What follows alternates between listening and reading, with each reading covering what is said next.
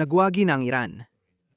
Ang katotohanan na ang Iran ay tumatayo laban hindi lang sa isa, kundi sa dalawang nuclear na kapangyarihan at hindi pa kasama ang United Kingdom at Pransya, dalawa pang nuclear na kapangyarihan na sumusuporta sa US sa kanilang mga pagsisikap sa pamamagitan ng pagpapagamit ng kanilang mga base at pasilidad at pagpapadala ng sarili nilang kagamitan sa reyon. Ipinapakita nito na napakakaya ng Iran bilang isang bansang walang sandatang nuklear. Iba ang usapan kung isang pinuno ng gobyerno ay nagtago sa lungga na parang daga at nagkubli. Iba naman kung ang isang leader ay nananatili sa kanyang tahanan kahit alam niyang paparating ang mga bomba at kusang loob na iniaalay ang sarili bilang martir. Ibig kong sabihin, labis nilang nagkamali sa pagtantya kung paano mag-isip ang mga Iranian tungkol dito. Hindi lang mula sa pananaw ng nasyonalismo, kundi pati na rin sa pananaw ng reliyon. Sa palagay ko, mas Iran ang magtatakda ng kondisyon kaysa Estados Unidos at Israel. O mga kaibigan, malaking karangalan naming muling makasama sa studio si Ginoong Christopher Halali, isang kilalang tagaloob sa geopolitika at komentarista mula sa DD Geopolitics. May mahigit 450,000 silang Twitter followers, aktibo rin sa YouTube at siya'y isa sa pinakamainam na mapakinggan para maunawaan ang katotohanan tungkol sa sigalot sa Iran. Christopher, welcome back sa programa. Maraming salamat sa pag-imbita sa akin. Isang karangalan na makabalik dito, kasama kayo. Tama, ilang linggo na ang nakalipas mula nang mag-livestream tayo dito at nagustuhan talaga ng audience ang iyong mga pananaw. Gusto kitang makausap ng masinsinan tungkol sa kasaysayan ng Estados Unidos sa Iran. Napaka-interesante ng iyong personal na kasaysayan. Ikaw nga sa katunayan ay ipinanganak sa Estados Unidos, pero malinaw na may lahing Iranian ka. Alam mo, bihasa ka sa iba't ibang wika. Alam mo, nakatira ka na sa iba't ibang panig ng mundo. Gusto kitang maimbitahan ulit sa studio para maibahagi mo sa tagapanood ang kaalaman tungkol sa totoong problema ng sigalot ng Estados Unidos at Iran. Kung maari, may isang bukas na tanong ako bilang panimula.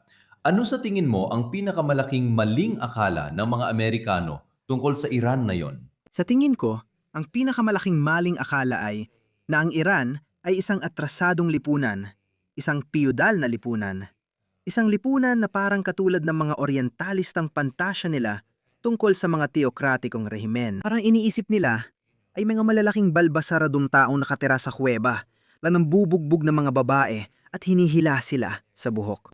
At parang pinapatakbo nilang bansa na para bang galing pa nung 1,500 taon na ang nakalipas.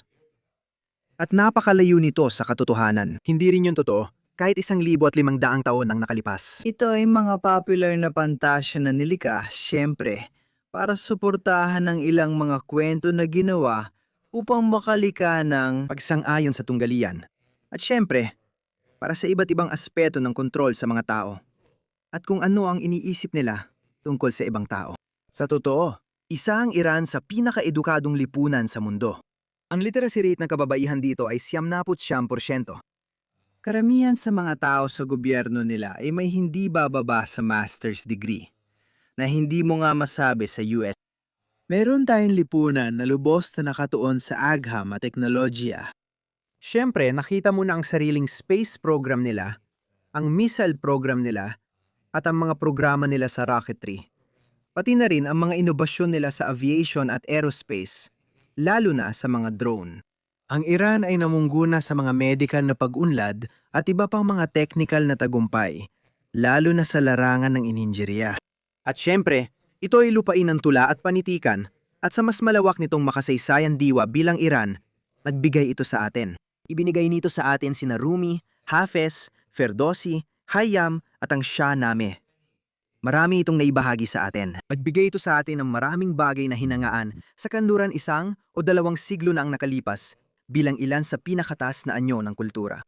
Ang mga ito, ibig kong sabihin, ang mga aklat ni Rumi at ni Khayyam ay ilan sa mga pinakamabentang aklat sa kanluran. Kailangan basahin ang mga ito sa Ivy League, Oxford at Cambridge. Kung nais na isang tao maging may pinag-aralan, dapat niya maunawaan ang mga klasiko ng Iran. Ibig kong sabihin, ang sibilisasyon, ang mga Iranic na sibilisasyon, ang Persyanong sibilisasyon ay 6,000 taon na ang tanda.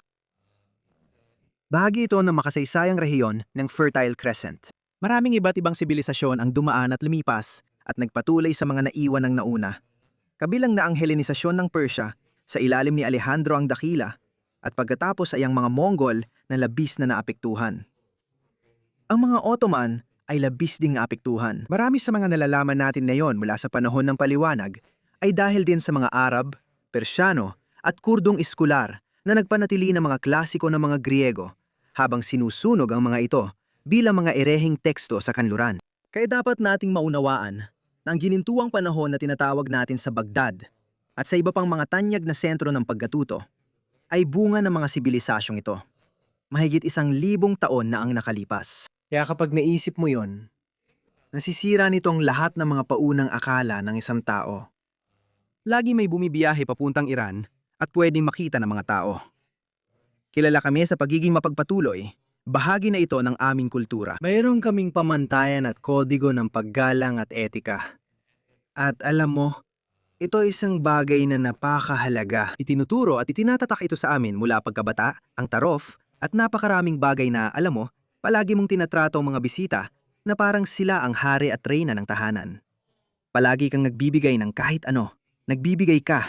Ito ay isang bagay na halos nawala na sa karamihan ng kanluraning kultura. At sa totoo lang, hinahanap-hanap ko pa rin ito dahil ito ay talagang malaking bahagi ng kulturang Mediterranean. Ngunit halos binasak na iyon ng mga krisis sa ekonomiya sa European Union nitong nakalipas na 2 o 3 dekada. Nananatili pa rin ito sa Iran kahit may matitinding parusa. Taglay pa rin ito ng mga tao at nakikita mo ngayon. Makikita mo sa X sa mga larawan ng mga tao sa tindahan na may karatulang nagsasabing, magkasama tayo sa digmaan. Kunin mo ang kailangan mo. Bayaran mo na lang ako pagkatapos ng digmaan. O kunin mo ang kailangan mo kung wala kang pera. Huwag mag-alala. Pagpalain ka ng Diyos. Mag-ingat tayong lahat.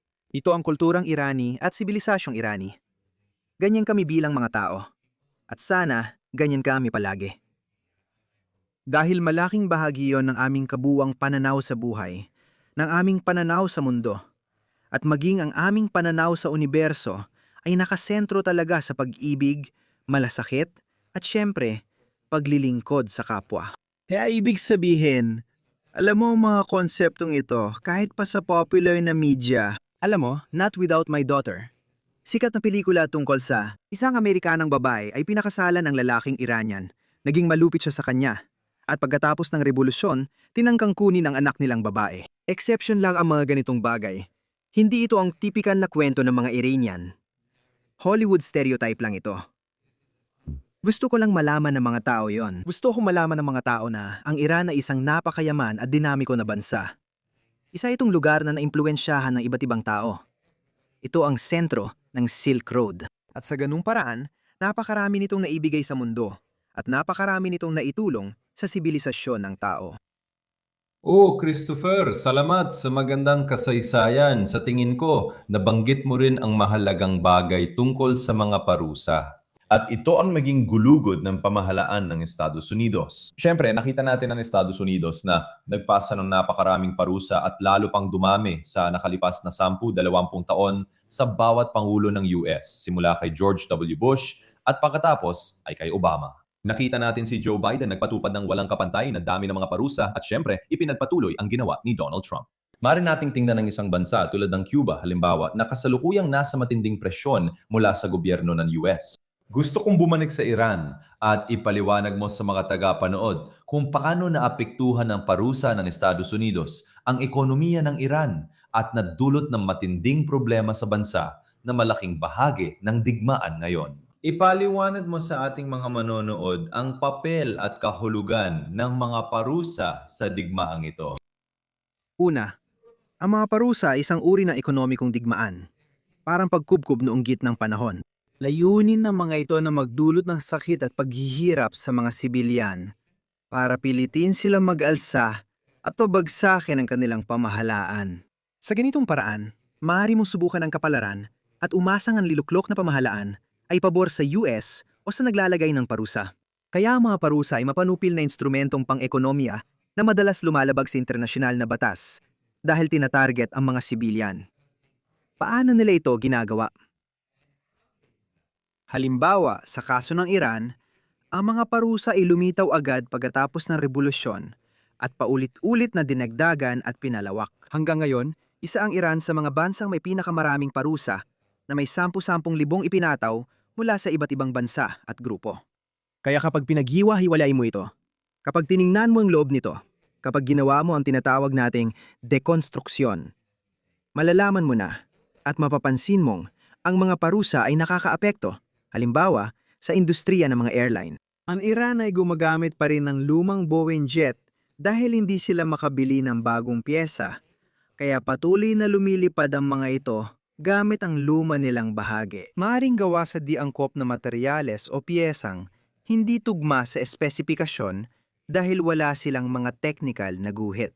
Wala silang lisensya para gumawa ng piyesang ito, kaya kailangan nilang bumili sa black market. Kaya tulad ng sa kaso ng mga piyesa ng eroplano, nagkaroon ng hindi pangkaraniwang dami ng lokal na sakuna sa himpapawidang Iran dahil sa mga parusa. Naapektuhan ng mga parusa ang piyesa makukuha nila at technical na suporta para sa luma nilang Boeing fleet. At bilang resulta, maraming sakuna sa eroplano ang nangyari na sana ay naiwasan kung walang mga parusa sa industriya ng abyasyon. May mga namatay na sibilyan dahil hindi sila nabigyan ng tamang piyesa, technical na suporta at pangkalahatang suporta sa abyasyon para sa mga mekanismo at bahagi ng mga eroplano. Halimbawa pa, ang industriya ng parmasyutika. Ang Iran ay pinatawan ng parusa laban sa gamot, iba't ibang medisina at kagamitang medical, lahat sa ngalan ng pagtugis sa tinatawag nilang rehimen. Ngunit naapektuhan dito ang mga tao. May mga taong namatay dahil hindi sila nakakuha ng tamang dialysis. May mga taong namatay dahil hindi sila nakakuha ng tamang gamot para gamutin ang iba't iba. Iba't ibang cancer, iba pang uri ng karamdaman, at mga sakit na pwedeng maiwasan, kaya mahalaga rin itong bahagi ng usapan. Apektado rin ang edukasyon dahil may mga kasangkapan at plataporma na hindi pinapayagan sa Iran dulot ng mga parusa. Dahil sa mga parusa, walang access ang mga estudyanteng Iranian sa impormasyong naa-access na ibang mga estudyante sa ibang bansa dahil hindi pinapayagan ng ilang plataporma sa Iran. Napakarami na naming naranasan. Napakaraming bagay na pwede naming pag-usapan mula, gaya ng sinabi namin, sa aviation, shipping, industriya ng medikal, sa space at teknolohiya, electronics at komunikasyon. Lahat ng may isip mo. At hindi lang yon. Pati mga produktong pangkonsumo ay pinatawan ng parusa, pati export ng alpombra, mani at pinatuyong prutas. Lahat ng maiisip mo sa lahat ng mga ito, pinatawan ng mga parusa na nagdulot ng matinding pressure sa ekonomiya ng Iran. At nakita natin sa paglipas ng panahon, tumaas ang halaga ng pera kumpara sa dolyar. Nagkaroon ng matinding panahon ng inflasyon dahil nagsimulang maramdaman ang epekto ng mga parusa. At dahil ang Iran ay hindi makapagbigay, minsan dahil sa pandaigdigang kalagayang pang-ekonomiya, dahil na rin sa sarili nitong pangailangan at mga alalahanin sa loob ng bansa. Hindi nito kayang magbigay ng pinakamataas na antas na maibibigay sana kung walang mga parusa. Kaya nagkakaroon ng panahon ng inflasyon. At syempre, umaasa ang Iran bilang dating rentier state. Karamihan ng budget ng Iran ay nakasalalay sa langis sa mga produktong petrolyo. Sinusubukan nitong lumayo doon. Kaya nga ito ay gumagawa ng nuclear program para magkaroon ng civilian nuclear program na hindi magpipilit sa kanila na umasa sa petrolyo sa hinaharap. Pero kitang-kita mo, ito ang naging malaking sanhi ng pagtatalo. Malaki talaga ang papel ng mga paros sa pagpapahirap sa populasyon ng Iran. Ngayon, ang mga Iranian bilang mga taong may dangal, at alam ko ito dahil bahagi ito ng aming pagkatao, talagang ipinagmamalaki namin kung sino kami. At kaya hindi namin palaging halimbawa tinuturo ang pinakamadaling dahilan at sinasabing, alam mo, kasalanan ng gobyerno. Oo, nagkamali ang gobyerno, walang duda doon. Lahat ng gobyerno ay nagkakamali. Alam ng karamihan sa mga Iranian sa Iran na ang dahilan ng kanilang paghihirap at problemang pang-ekonomiya ay hindi ang gobyerno, kundi dahil tumindig ito sa mga prinsipyong suportado ng mamamayan. Halimbawa, hindi nila iniiwan ang mga Palestinian at sinusuportahan nila ang mga pakikibaka para sa dekolonisasyon at pambansang paglaya, hindi lang sa rehiyon kundi sa buong mundo. Kaya pinarusahan ng Iran dahil sinuportahan nila ang South Africa, sinuportahan nila ang ANC, sinuportahan nila si Mandela laban sa sistemang apartheid.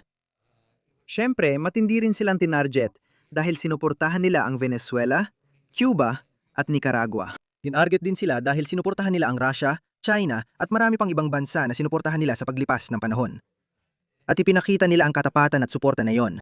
Ipinakita nila ang katapatan at suporta sa iba pang mga grupo sa reyon na lumalaban sa mga proxy ng mga Amerikano, mga Israeli at iba pang mga bansa ng European Union at NATO. Kaya kapag tinitingnan ng mga Iranian ang sitwasyon at naunawaan nila ang kanilang paghihirap, naunawaan din nila na ito ay presyong kailangang bayaran para sa pagkakaroon ng mga prinsipyo. At kaya ang ilan sa mga Iranian, syempre, gumagamit ang reliyisong wika.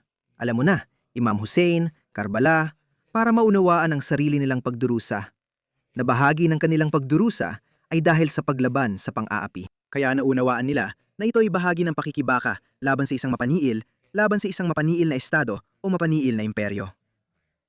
Isang mapaniil na imperyo. Kaya kapag inisip mo yon, maunawaan mo na ang mga Iranian ay naging at patuloy na matatag sa kabila ng napakahirap na mga sitwasyon.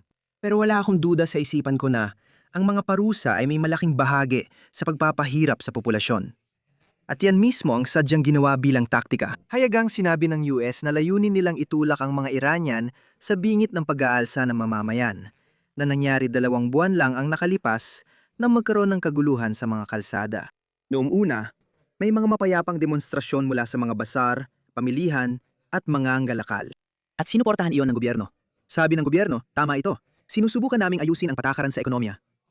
Ginagawa namin ang aming makakaya kasama ang Central Bank. Huwag mo kalimutan, ang Iranian Central Bank ay hindi kontrolado ng, alam mo na, kung gusto mong gumamit ng euphemismo, pero hindi ito kontrolado ng mga Rothschild. Hindi ito sakop ng SWIFT system. Hindi ito isang sentralisadong bangko na kontrolado ng sistemang pinansyal ng kanluran. Kaya may antas ito ng soberanya, autonomiya at kalayaan. At ibig sabihin nito, kailangan itong parusahan ng mas malaking sistema. Ginagamit ang dolyar at iba pang mekanismo ng pananalapi para parusahan ng Iran dahil wala ito sa sistemang iyon. Halimbawa, hindi sila nakakakuha ng pera mula sa langis na binibenta dahil sa mga parusa at hindi nito matanggap ang mga paglilipat ng pera at perang dapat matanggap nito. Sa totoo lang, kapag sinasabi ni Trump na bilyon-bilyong dolyar ang ibinigay ni Biden sa Iran, pera naman talaga yon ng Iran. Pera ng Iran na nawala dahil sa mga parusa. Gusto lang ng Iran ma-access pera nila. May 10 hanggang daan-daang bilyong dolyar ang Iran sa mga nakalock na account sa buong mundo dahil sa mga parusa na sanhi ng maraming problema. Hindi rin madaling sabihin ng Iran na hindi makukuha ng Venezuela ang pera nito mula sa PDVSA. Gusto ko lang maintindihan ng mga tao na ang mga parusa ay naging instrumento ng Estados Unidos at iba pa para subukang magpasimula ng pagbabago ng pamahalaan mula sa loob. Hindi ito naging matagumpay, pero araw-araw mo pa rin itong nakikita. Ginagamit nila ang mga protesta ng mamamayan at paghihirap bilang mitsa para simulan ang pagbabago ng pamahalaan at pabagsakin ang rehimen. Palagi nilang pinag-uusapan ito, kaya dapat alam ng mga tao.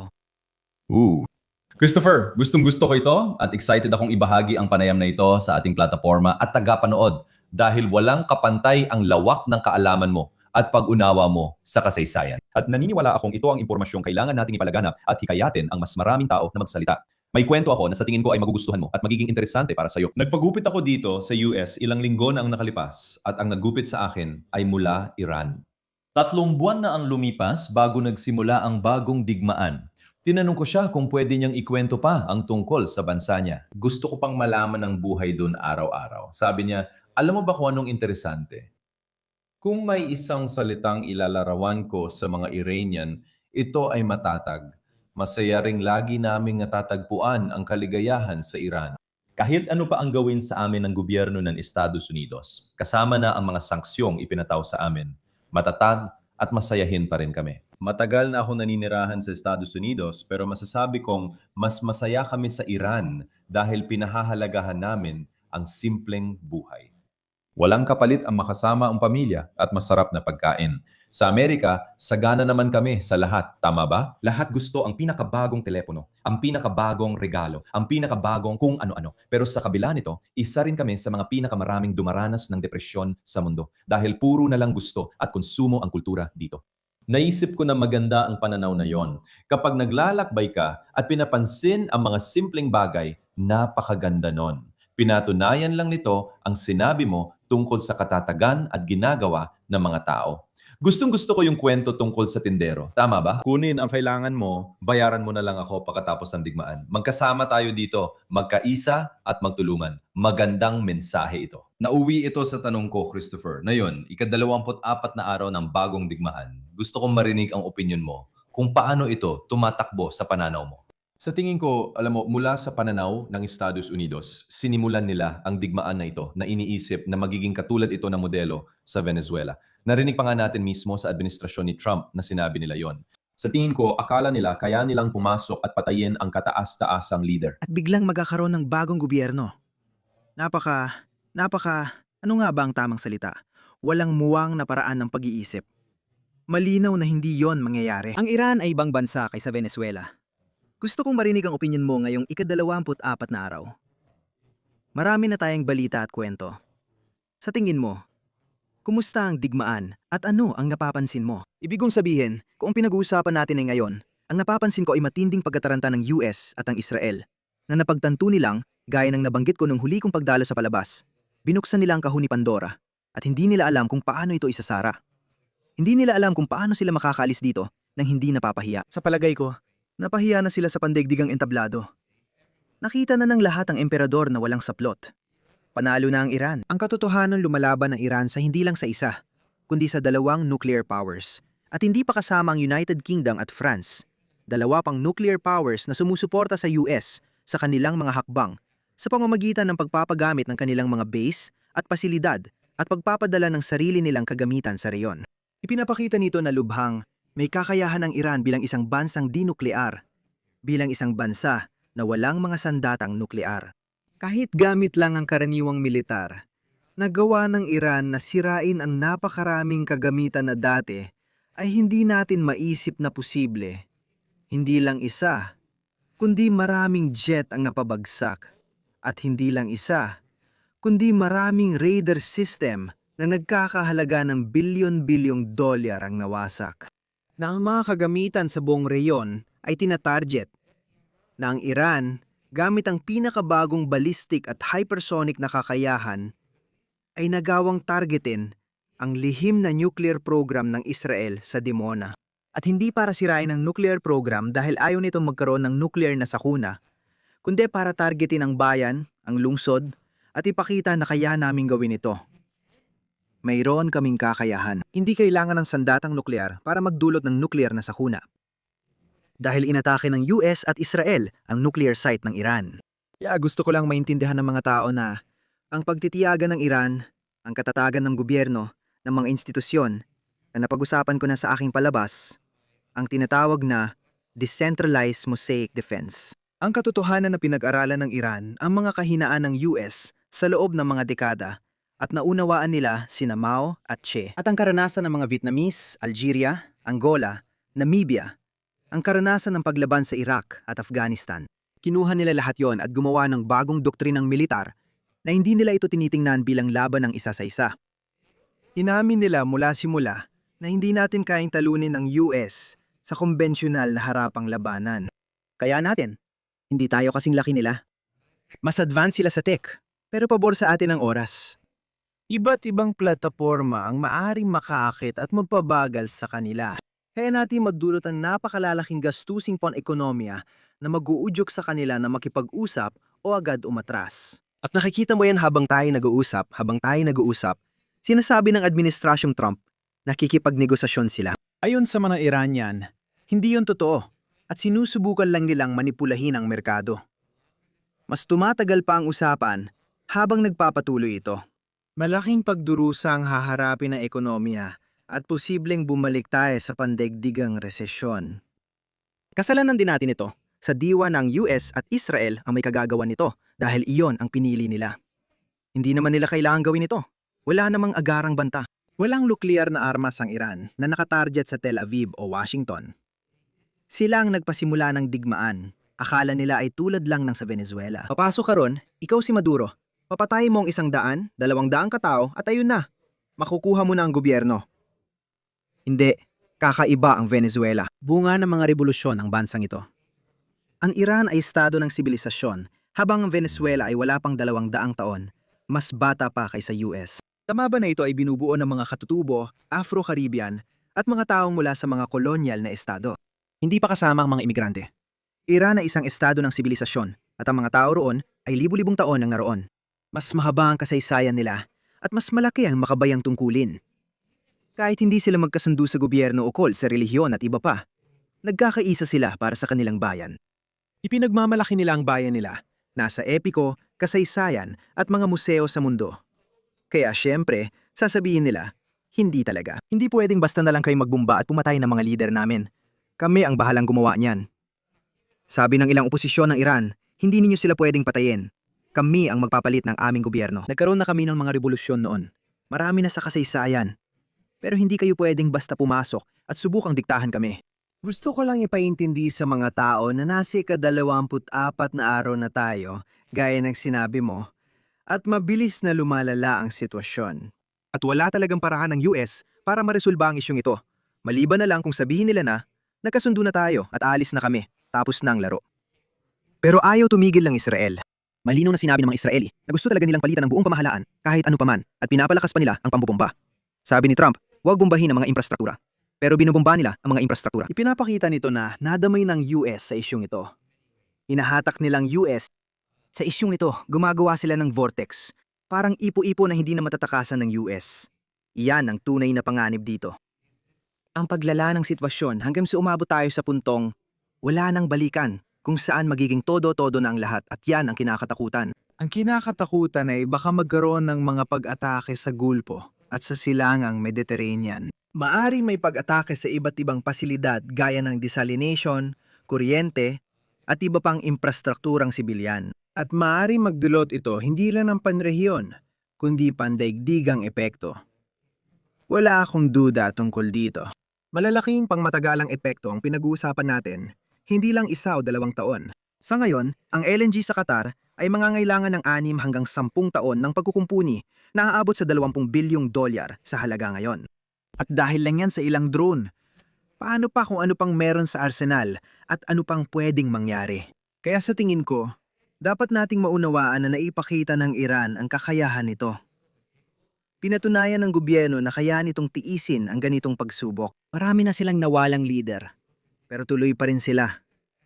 Kaya dapat na sigurong pumayag ang US sa mga kondisyon ng Iran. Sa tingin ko, dapat umalis na ang US sa gitnang silangan. Wala naman tayong napala, sayang lang ang pera. Nabalik pa ang Taliban sa kapangyarihan sa Afghanistan. Sa Iraq, ang kilusang paglaban ang nasa kapangyarihan. Lalong lumakas ang Iran. Kahit saan tayo tumingin, pagkawasak ang nakita natin. Kaya umuwi na lang tayo at ayusin ang sitwasyon natin sa US. Marami tayong problema sa US. Hindi lang immigration. Mayroon tayong problema sa droga. May problema tayo. May utang tayo. May mga pamilya tayo. May mga krisis tayo kahit saan. Kaya mag-focus tayo doon. Pero sa tingin ko, sa aking pagsusuri, ang Iran ang nangunguna sa lahat ng aspeto. Sila ang nangunguna. Oh, Christopher, tama ka na. Dapat umalis ang Estados Unidos sa gitnang silangan at magpokus sa sariling suliranin. Marami rin ang may ganitong pananaw dito. Maraming gustong makakita niyan, lalo na dahil ito ang ipinangampanya ni Donald Trump at layunin niya talaga ito. Malamang napanood mo na ang mga video noong 2012, 2013 kung saan sinabi niyang dapat ma-impeach agad ang sinumang Pangulo ng Estados Unidos na magpasimula ng digmaan laban sa Iran. Ibig ko sabihin, ito ay isang bagay na nakita nating ipinangampanya ni Donald Trump. Sa totoo lang, ito ang naging pundasyon ng kanyang kampanya para muling mahalal. At nakakagulat makita na nagbago ito ng ganoon kabilis. At sa tingin ko, tulad ng tama mong nabanggit, ito ay tiyak na Israel. Talagang hinila nila ang Estados Unidos papasok sa sigalot na ito. Si Benjamin Netanyahu na mahigit 3 dekada na nagsasalita tungkol dito. Sa tingin ko, ito ay isang bagay na kailangan maintindihan ng mga tao. Sa loob ng literal na 30 taon, gusto na niya ang paglala ng pensyon laban sa Iran. Tiyak na gusto rin niya ng pagbabago ng pamahalaan doon. Sa tingin ko, maraming hindi pagkakaintindihan na yon sa pagitan ng Estados Unidos at Israel. Hindi humingi ng permiso ang Israel sa US bago atakihin ang isang lugar sa Iran. Pagkatapos, kinailangan ng Estados Unidos na lumabas at subukan sabihan ng Israel, "Oy, huwag mong gawin yan." Na yun lang, nakita natin na yun, tinitingnan ko ang Twitter na yun, or X, gaya ng tawag natin dito ngayon. Si Trump ba yan, ilang oras lang ang nakalipas, ay nagsabi na ngayon, "Inatasan ko ang Department of War na ipagpaliban ng 5 araw ang lahat ng opensibang militar laban sa mga planta ng kuryente at infrastruktura ng enerhiya ng Iran." Talagang kamangha-mangha ito at tama ka, Christopher. Sa normal na digmaan, hindi kayang pabagsakin ng Iran ang Estados Unidos, tama? Walang laban sa armas o barkong pandigma, pero nagbago na ang lahat dahil sa drone warfare. Doon makikita ang pagkakaiba. Tulad ng sinabi mo, meron tayong mga radar system na bilyon-bilyong dolyar ang halaga, ang THAAD radar systems. Lahat ng yon, alam mo, higit sa $1 billion bawat isa, lahat sila ay nawasak. Umabot sa punto na kinailangan ng Estados Unidos na pumunta sa South Korea, aktual na tanggalin ang THAAD radar systems mula sa Korea. At ngayon, ilipat ang lahat ng iyon papunta sa gitnang silangan. Dahil lahat sila ay nawasak ng mga ballistic missile, ng mga drone. Sa tingin ko, interesante na kasama natin si Scott Ritter, dating UN Weapons Inspector na may malaking papel sa digmaan sa Iraq. Sabi ni Ginoong Scott Ritter, Cyrus, unang ginamit ng Iran ang luma at mahina nilang mga missile. Ang Israel at Estados Unidos ay talagang nagsayang ng marami sa kanilang mga missile interceptor laban sa luma at mahihinang missile. Ngayon, mas malakas na ang puwersang pandigma at mas advanced na ang teknolohiya. Tulad ng sabi mo sa video, ilan sa mga Iranian ay kabilang sa pinaka-edukadong tao sa mundo. Ang ilan sa kanilang siyentipiko ay nangungguna sa purong pananaliksik dito. Sinasabi niya na dapat ninyong maintindihan na napakatalino ng mga taong nagtatrabaho sa likod ng eksena, gumagawa ng makabagong paraan ng pakikidigma. Nabanggit mo na ipabagsak nila ang ilang US fighter jet na hindi pa nangyari sa kasaysayan ng Amerika. Ang tanong ko naman ay tungkol sa posibleng tigil putukan. Nakita natin na si Donald Trump ng Estados Unidos ay nagbanggit na ng ideyang ito. Mahirap talagang malaman kung nasaan si Donald Trump na yon. Kanina umaga sa isang clip, sinabi niyang siya at ang Ayatollah ang kokontrol sa Strait of Hormuz. Kami ay magtutulungan kontrolin ang Strait of Hormuz pero wala namang saysay. Sa tingin ko, si Donald Trump ay naghahanap na ng paraan para makalabas.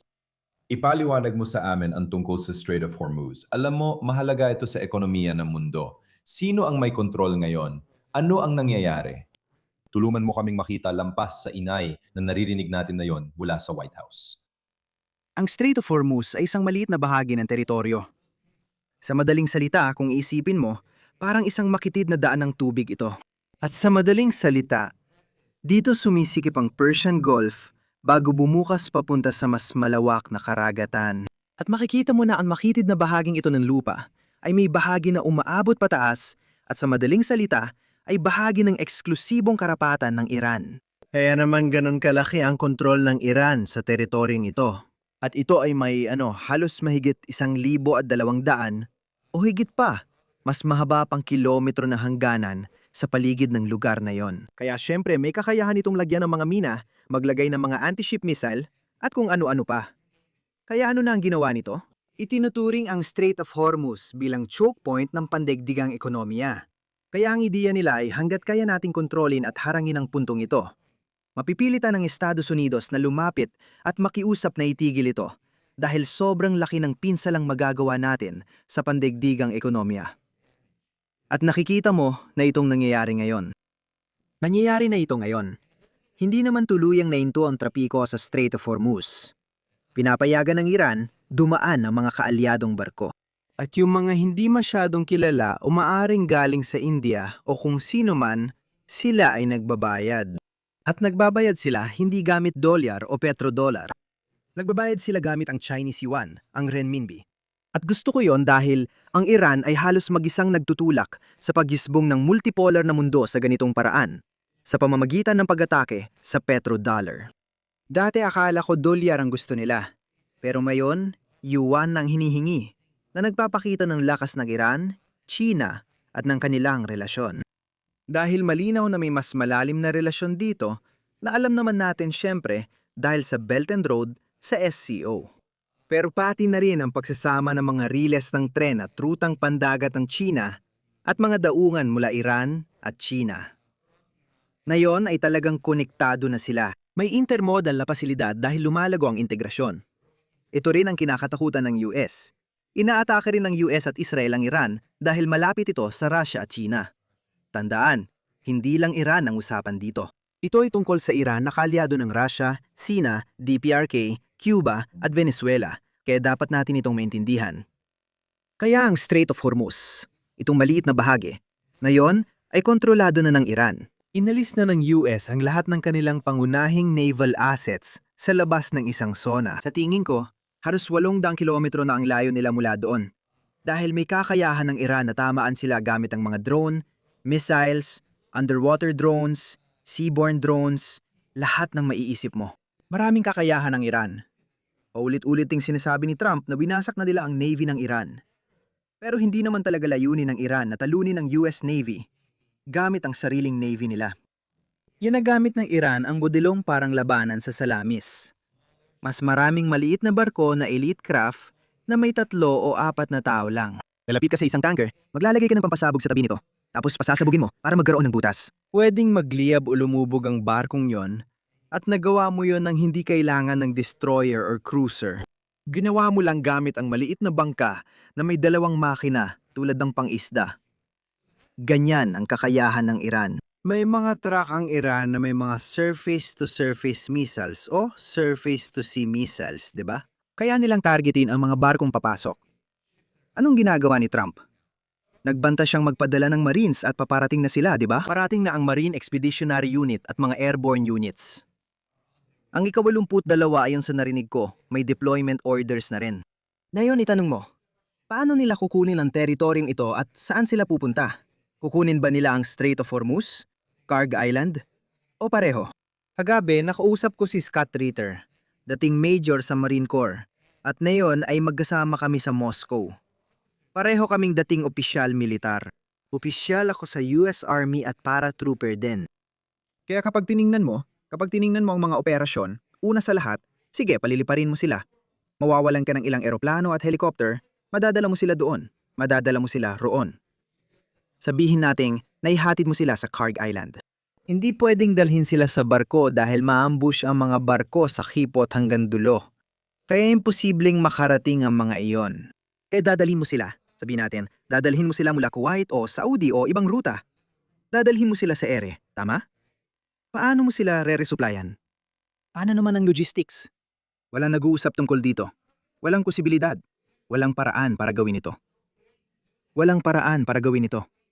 Walang tamang paraan. At sa tingin ko, naiintindihan na administrasyon ni Trump na maliban na lang kung papasok sila sa isang napakalaking digmaan at ang tinutukoy ko ay isang malaking kampanya na mangangailangan ng daan-daang libo. Ibig kong sabihin, kagabi lang namin ginawa ang pagtatantya. Nag-uusap kami ni Scott. Ang pagtatantaya ni Scott ay nasa 750 hanggang 900,000 sundalo ang minimum na kailangan para sa ganitong klase ng operasyon. Wow. Wala pa sa ngayon ang US Army ng ganitong dami ng tauhan. Kahit pagsamahin ng Army, Navy, Marine Corps at Air Force, kulang pa rin sila sa bilang. Hindi pa sila handa sa combat. Ano gagawin mo? Magpapatupad ka ng sapilitang pagpapasundalo?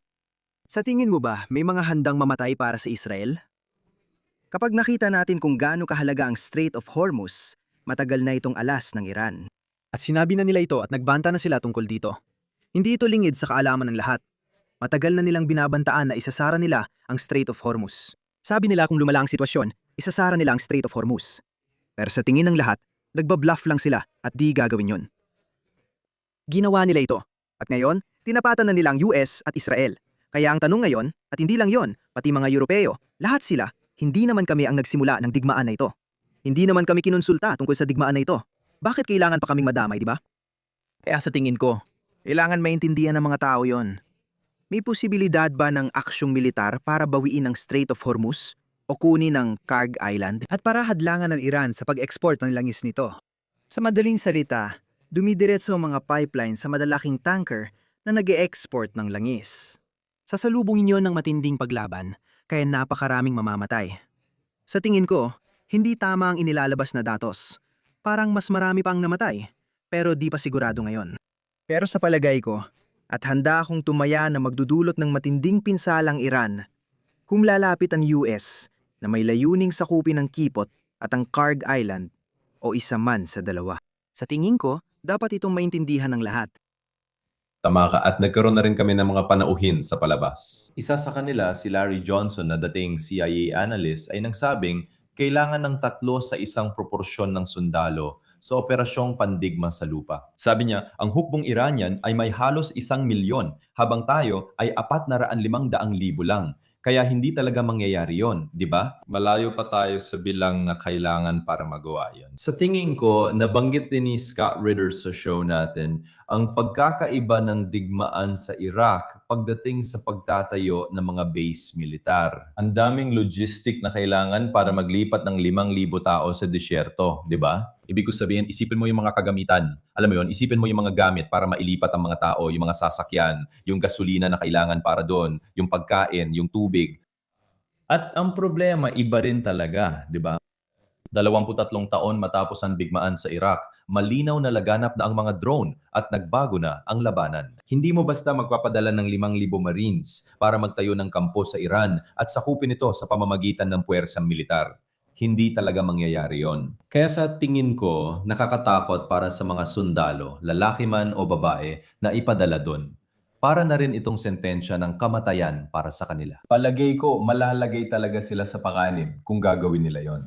Pero sa tingin ko rin, nakikita natin, alam mo, sa aking pagsusuri, nakikita natin na ang Estados Unidos at si Donald Trump ay sa wakas ay napagtanto na nila na gumawa sila ng napakalaking pagkakamali. Nakita natin si Donald Trump na nagsabi, hindi namin inakala na kaya nilang isara ang Strait of Hormuz. Hindi namin inisip na mayroon silang ganoong kakayahan. Hindi namin inakala na kaya nilang atakihin ang aming mga base sa mga kalapit na estado sa Gulpo. At yan mismo ang ginawa ng Iran. Pero syempre, gaya ng nabanggit mo, alam mo, na meron tayong, alam mo, tiyak na nabanggit na ito ng Iran noon pa. Alam mo, marahil inisip ng Estados Unidos na ito ay isang pananakot lang. Sa kasama ang maangpalan, heto tayo ngayon dahil sa maling kalkulasyon. Nakikita natin na merong, alam mo, parang may mga alitan mismo sa pagitan ng US at Israel kung saan si Donald Trump muli ay kinailangang pagsabihan si Benjamin Netanyahu. Hindi mo pwedeng gawin ito. Pakiusap, tigilan mo na ang ginagawa mo. Tulad sa Palestina na nagsimula ang karahasan, sinubukan ni Donald Trump na awatin siya. Siyempre, alam natin kung sino talaga ang may kontrol sa relasyon na yan, kung gagamitin natin ang isang analogy. Pero Christopher, gusto ko sanang sabihin na papunta na tayo sa pagkatapos ng ating paksa. Isa ito sa pinakamagagandang panayam na nagawa ko dahil napakalawak ng kaalaman mo. Gusto kong itanong, saan tayo pupunta mula rito? Sa tingin ko, malinaw na kailangan ng konsesyon mula sa Estados Unidos. May dalawa pa akong tanong. Saan tayo tutungo mula rito? Sa palagay mo, hanggang kailan magpapatuloy ang pagsisikap ng Estados Unidos? Paano matatapos ang sigalot? Magbibigay ba ang Estados Unidos ng mga konsesyong iyon sa Iran? Ano ang opinyon mo? Sa palagay ko, pinatunayan ng Islamic Republic ang tibay nito at mananatili na. Wala nang alternatibo o oposisyon. Tapos na si Reza Pahlavi. Tapos na sina Maryam Rajavi at Mujahideen Kak. Wala ring aksyon mula sa mga Kurdo, Balochi, Arabo, Azeri at iba pang minorya. Walang kumikilos. Lahat ay sumusuporta sa Iran. Kaya sa puntong ito, kailangan nating kilalanin na napatunayan na ng Iran ang sarili nito. Napatunayan ang lakas ng pamahalaan at mananatili ang Islamic Republic of Iran. Sa tingin ko, mas malakas pa ito ngayon kaysa dati. Mas marami na ang sumusuporta dahil alam nila ang sakripisyo ng pamahalaan.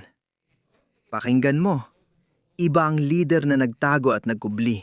Iba naman kung ang isang leader ay nananatili sa kanyang tahanan kahit alam niyang may paparating na bomba at kusang loob na inialay ang sarili bilang martir. Ibig kong sabihin, labis nilang nagkamali sa pagtansya kung paano mag-isip ang mga Iranian tungkol dito. Hindi lang mula sa makabansang pananaw, kundi pati na rin sa pananaw ng reliyon. Ngayon, tinitingnan na nila ang katastasang pinuno tulad ng pagtingin nila kay Imam Hussein. Tinitingnan nila siya bilang isang taong tumindig laban sa dalawang mapaniil na estado, dalawang imperyo, at kusang loob niyang ibinigay ang kanyang buhay para sa kanyang bansa at para na rin sa kanyang pamilya. Magkakasama silang lahat at hindi nila siya iniwan. Hindi nila gustong iwan siya. Kaya sa tingin ko, kailangan nating maunawaan na magiging napakalakas na pinagmumulan ng inspirasyon nito sa napakaraming taon. Sa tingin ko, aabutin pa ng mga siglo o milenyo. Kung tatagal tayo, mananatili itong mahalagang bahagi ng buhay ng mga Shia dahil isa siyang natatanging kleriko. Isa siyang marja, isang huwaran sa Shia Islam. Kaya mananatili yon. Sa tingin ko naman, kailangang suriin ng US ang mga hinihini ng Iran. Gustong Iran ng kompensasyon para sa mga ginawa, ang sukdulang krimen na agresyon, at para sa lahat ng pinsala at pagkasira na nagawa. At kompensasyon para sa mga pamilyang nasaktan o nawala ng mga mahal sa buhay. Tama ba? Di ko alam kung magbibigay ng kompensasyon ng US. Pero posibleng magluwag sila ng mga sanksyon at ibalik ang pera ng Iran bilang kompensasyon, tama ba? Sabihin natin, sige, yawan freeze namin. Siguro mga 10 o 20 bilyon. Pero magiging hindi ito popular sa US dahil sinasabi ng administrasyon ni Trump tungkol sa administrasyon ni Biden at administrasyon ni Obama na inilabas nila ang pondo para sa mga Iranian, lalo na si Obama sa JCPOA. Hindi masyado si Biden, pero siya ang vice president noon ni Obama. Pinagsasama niya silang lahat. Sabi nila, binigyan ng pera ang mga mula, ayatollah, at rehimen para pundohan ang terorismo. Pero hindi totoo. Pero yan ang kwento, kaya tingin ko, hindi yon magiging popular. Hiniling din ng Iran na bawiin ng US ang kanilang mga puwersang militar mula sa riyon. Ngayon, ito ay isang bagay na tingin ko ay sang-ayon tayo. Nakausap ko sina Ron Paul at Scott Horton at sang-ayon sila. Ito ay klasikong posisyon ng mga libertarian kaliwa at kanan na hindi nakikialam. Pare-parehong pananaw ng lahat. Umalista lang tayo. Bakit gumagastos ng malaki? At bakit nandoon pa ang mga sundalo natin? Hindi naman kailangan ito. Hayaan natin silang asikasuhin ang mga dapat nilang asikasuhin. Hayaan natin silang magkaroon ng gobyernong gusto nila. Basta't hindi nila tayo ginagambala. Ano bang problema? At sa totoo lang, tingnan mo ang modelo ng mga Chino. Negosyo lang. Sige, pupunta kami. Nandito lang kami para sa negosyo. Hintayin natin. Alam mo na. Okay, ganyan ang estilo ninyo. Walang problema. Uupo kami, kakain, gagawin ang dapat gawin, tapos alis na kami. Alam mo na, ganun lang yon. Kaya sa tingin ko, mas magiging kaakit-akit yon. Hindi ko iniisip na ang mga tulad ni na Lindsey Graham at ang mga neocon at ang mga deep state na halimaw at itong mga palaban, di ba? Yung mga masugid na taga-suporta ng digmaan, hindi ko iniisip na papayag sila doon. Kaya ang dalawang pangunahing hinihingi ng Iran ay kompensasyon na umalis ang US sa rehiyon at na hindi na ito mauulit. Na paano mo naman masisiguro yon? Paano mo masisiguro yan kung ang US nga, 2 beses sa diplomasya at minsan sa kasunduan, pinunit lang at sinabing hindi nila ito kinikilala. Kaya delikado talaga ang sitwasyon. Sigurado, sa tingin ko, mas may kalamangan ng Iran sa sitwasyon. Sa palagay ko, ang Iran ang magtatakda ng mga kondisyon kaysa sa US at Israel.